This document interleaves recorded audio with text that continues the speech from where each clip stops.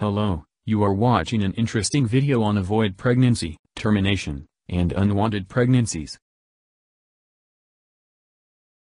The subject of how to avoid pregnancy has many myths, old wives' tales and falsehoods attached to it, so in this article my aim is to dispel those myths and sort out fact from fiction.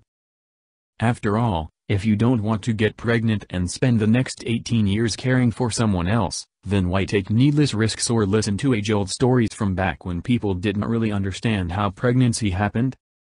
Being pregnant and either having a baby or a termination is life-changing in a very big way. If you're not ready for that kind of change yet, then learning how to avoid pregnancy is a good lesson to learn. Withdrawal. This is when the man removes his penis from the vagina before he ejaculates, or comes. It's probably true that you are somewhat less likely to become pregnant if you do this, but there is still a high likelihood of pregnancy. It is not a reliable method of contraception or birth control because sperm is often released before full ejaculation. As one reader points out, it's the strongest sperm that are released before ejaculation, the ones with most chance of reaching the ovum. It only takes one sperm to reach the egg, so why risk it? This technique is fine if you and your partner are in a long-term, stable relationship and neither of you mind becoming parents at the moment. But if you really do not want it, baby, it's no protection at all. Many women have fallen pregnant this way. You cannot get pregnant the first time. This is another complete myth.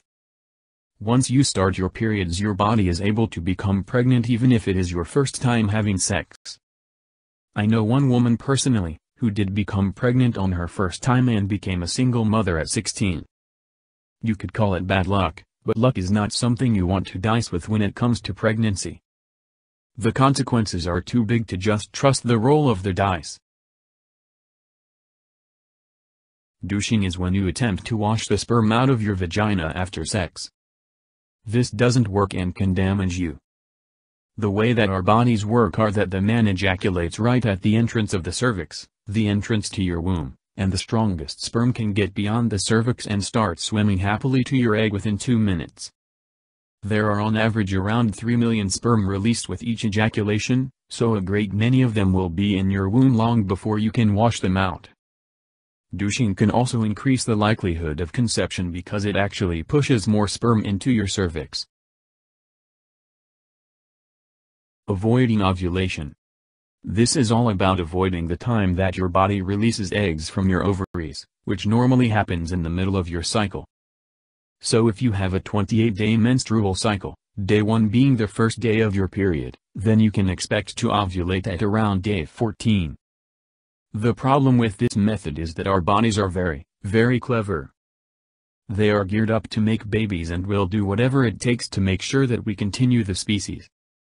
It is their biological function and they take their jobs very seriously. First point. If you regularly have sex just after your period, your body will release the egg, ovum, early so that it can catch the sperm and fertilize. Second point. The same goes for if you try to beat nature by having unprotected sex just after you think you have ovulated. The egg will wait to be released. Third point. Sperm can live for up to 7 days. So if you have a 5-day period, then have sex on day 6, on day 13, just as you are likely to be ovulating, and by which time Mr. Spermy will be right in your fallopian tube waiting, the sperm will still be alive and be eagerly trying to find your egg. Sex during your period. You can get pregnant from having unprotected sex during your period for all the reasons above. You never know when your ovum will be released, you don't know if there are sperm still alive inside you, and your body is doing its utmost to get pregnant. Jumping up and down after sex. This may sound silly, but I have heard people say that this is what they do to try and avoid getting pregnant. Sperm can swim against the force of gravity pretty easily, so jumping up and down is not going to make the slightest bit of difference. Once those sperm are inside your uterus, remember they can get there in less than a couple of minutes. They will be hunting out your egg like little undercover agents, and a bit of jumping up and down is not going to stop them. No sex full stop. This is an option that many young women are taking nowadays and is a wise and admirable option, but it's not for everyone. Young people are especially keen to find out about their sexuality, and it's a normal and natural impulse to want to explore this new world of desire and passion and to find out what our grown-up bodies can do. It's got to be said though that no sex equals no pregnancy, and it is the most surefire way of not becoming pregnant. No penetrative sex. If you want to explore your sexuality with your partner, then one way is to make sure you do not have penetrative sex. There are many other ways that you can please each other, such as hand stimulation and oral sex, that can be just as satisfying and pleasurable. You just need to be especially careful that sperm does not go anywhere near the vagina. If you get sperm on your hands, do not then touch or allow your partner to touch your vagina. The risk of pregnancy would be slim, but it is still there. Remember that it only takes one sperm to make a baby. Contraception.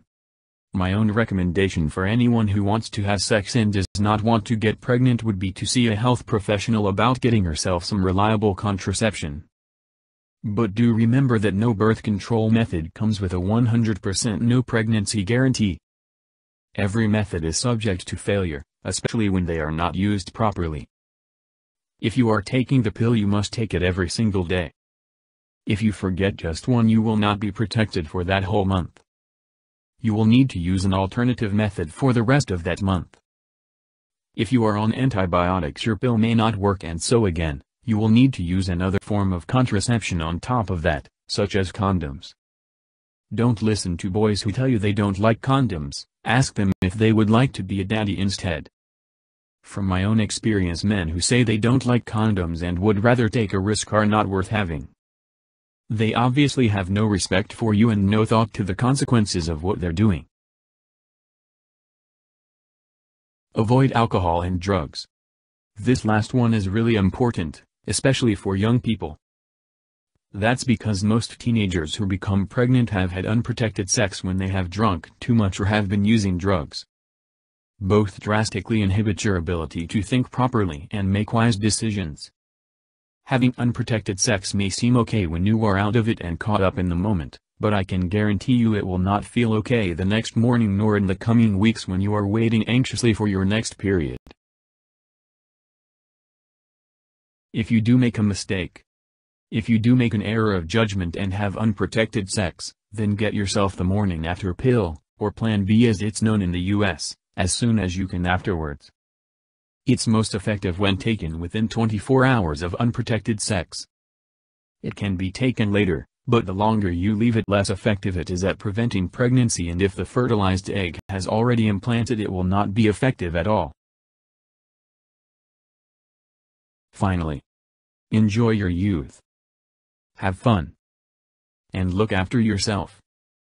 I hope you've learned something about the way fertility and conception works so that you can keep yourself safe and really avoid pregnancy. Thank you, and keep watching more informative videos.